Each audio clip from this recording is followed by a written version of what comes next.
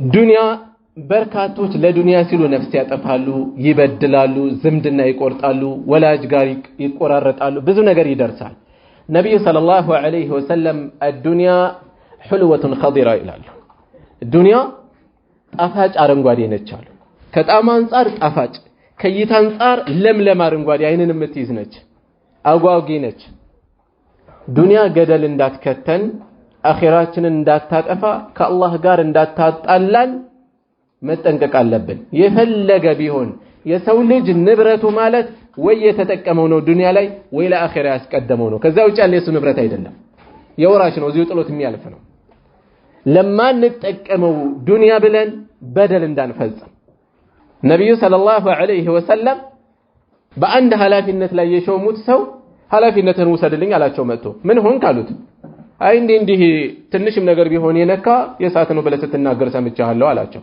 እንግዲህ ያው ሰማኛሉት ለምን የመፋቂያ እንጨት አትሆንም አሉት ያላግባብ የተወሰደች ነገር የሳት ነው የምታደርገው የሰዎች ሐቅ ወይ ይቅርታቸው ማግኘት አለብን ወይ መመለስ ይኖርብናል ካምፓስ ላይ የገዘፈ ነገር እንኳን ባይኖር አንዳንዴ የተማሪ ልብስ እዚህ ግባ የሚባል አይደለም ልብስ አጥበን ቁጭ ብለን እንጠብቅ ነበር እዚህ ግባ የሚባል ልብስ እኮ አይደለም ምን ያህል አውጥቶላቸው እንደሚሸጡት ግራ ይገባኛል መሰራረቅ አለ አይደለ አለ ለምዚህ ጫማ የሚሰርቅ ይኖራል ሞባይል የሚሰርቅ ይኖራል የመሳሰሉ ርካሽ ነገር ነፍስ ይለምዳል ትለምዳለች በነገራችን ላይ አንድ አስተማሪ ምን አለን የሆነ ጊዜ ልጆች አደራ አትቆራረጁ ስርቆት በዚህ ሆኖ የሚለምደው አለ አንድ ማውቀው አስተማሪ አለ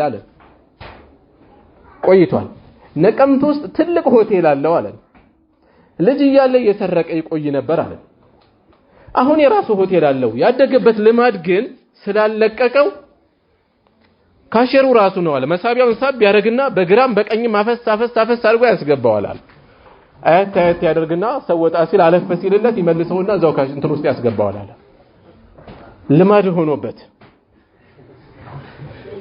ስርቆትም ልማድ ይሆናል ውሸትም ልማድ ይሆናል የሰው ሐቅ ምንም ላይ መስለን ይችላል ከተለማመድ ነው የዱንያ ጉዳይ ብዙም ያስወራ ነው አነሰም በዛም ብዙዎቻችን በየቤታችን ማቴሪያሊስት ሆነናል በቁስ ምንለካ ሆነናል ነገሮችን አላህ Subhanahu Wa Ta'ala አንድን ሰው ሲፈትነው ዱንያን ባይኖቹ መሃል ያስቀምጥበታል ነው የተባለው መለኪያው ዱንያ ነው መነጽሩ ዱንያ ነው አለባበስ አይቶ ነው የሚያከብረው አለባበስ አይቶ ሀብት አይቶ ነው ስልክ የሚያናገረው ሁኔታዎችን አይቶ ነው በር የሚከፍተው ስንት አለ እግሩ አቧራ የለበሰ ጸጉሩ የተንጨባረረ በዱንያ መመዘኛ እዚህ ግባ የማይባል በር ቢያንኳኳ ፊቱ ላይ የሚዘጋበት በአላህ ላይ ቢምል ግን ጌታዬ ወላሂ እንት አረግልኛለህ ቢል አላህ ቃሉን የሚጠብቅለት የተከበረ ይሁን አላህ ዘንድ ስንት ባሪያ ያለ ነው ያሉት ነብዩ ሰለላሁ ዐለይሂ ወሰለም ተዒሳ አብዱ ዲናር ተዒሳ አብዱ ድርሃም የዱንያ ባሪያ ጠፋ ይላሉ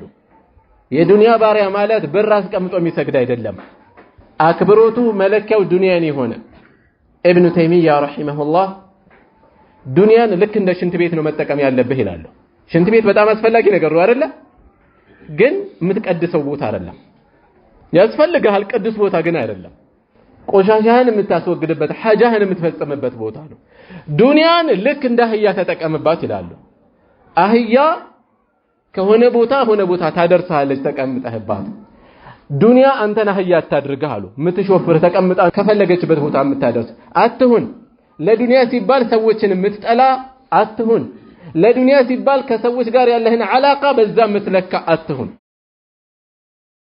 ሌላኛው ፊትነቱ ኒሳ የሴት ፊትና ለሴቷ ደግሞ የወንድ ፊትና የጾታዊ ፊትና በተለይ አብዛኛው እዚህ የተሰበሰበ ወጣት ነው ይሄ ፈተና እንደዋዛ የሚታይ አይደለም የዝሙት ጉዳይ ኢስላም እጅግ ጥብቅ በሆነ መልኩ ነው የሚያስተናግደው ይታወቃል አግብቶ የሚያውቅ ከሆነ ያለው ፍርድ ይታወቃል ተወግሮ መገደል ሰዎች ፍርዱ ነው የሚገርማቸው ከፍርዱ ባለፈ እንዲህ አይነት ከባድ ፍርድ የተላለፈው ወንጀሉ በእስላም በምን መልኩ ቢታይ ነው የሚለው ነው ሊያሳስበን የሚገባው የነብዩ ሰለላሁ ዐለይሂ ወሰለም ሱሐቦች እዚህ ጥፋት ላይ የወደቁት የአላህን ህግ ተግባራዊ አድርገህ ከዚህ ወንጀል አንጻኝ ብለው እስከ መቅረብ ህይወትን አሳልፎ እስከ መስጠት የደረሱት ይህንን ወንጀል እንዴት አድርገው ቢስሉት ነው እንዴት አድርገው ቢረዱት ነው ዛሬስ ያለንበት ተጨባጭ?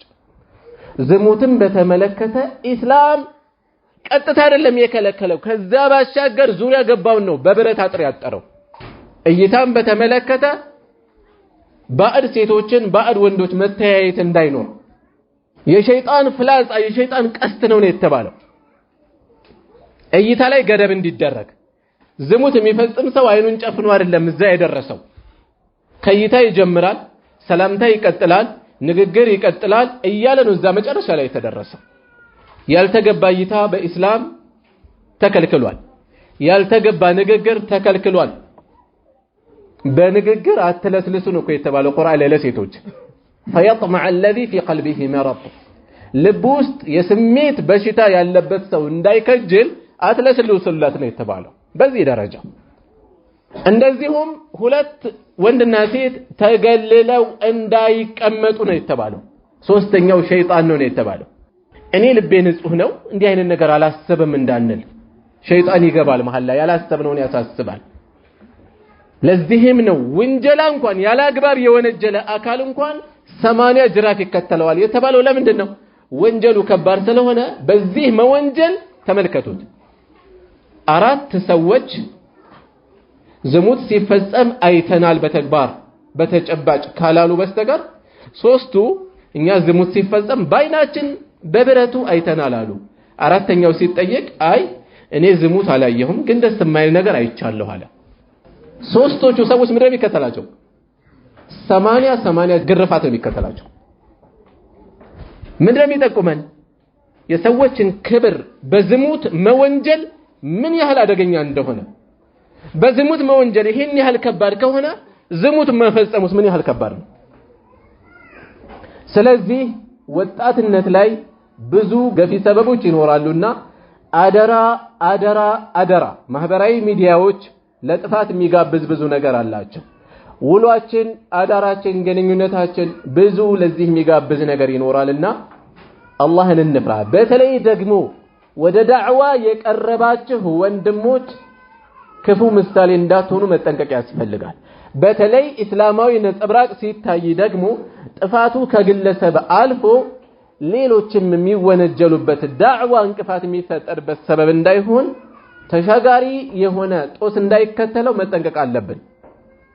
ይሄንን ለመራቅ ብዙ ሰበቦች አሉ። አላህን መፍራት ውሏችንን ማስተካከል።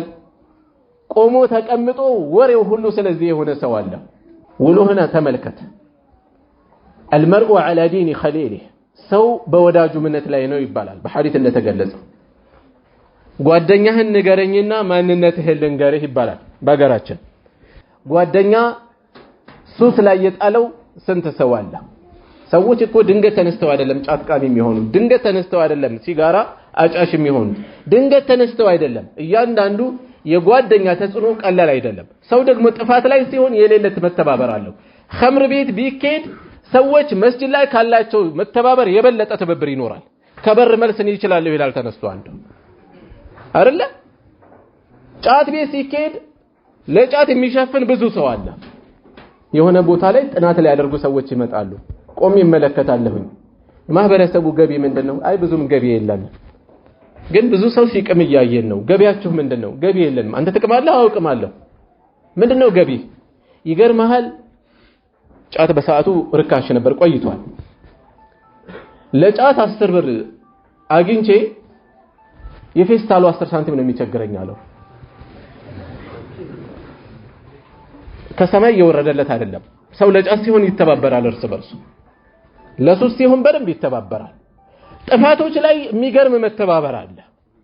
ጓደኞቻችን ቢቻል ወደ ኸይር ምን ጎትታቸው ይሁኑ። ሰው በሰው ነው ሰበብ የሚሆነው መቼም። ካልሆነ ይዘውን የሚወርዱ እንዳይሆኑ መጠንቀቅ አለብን።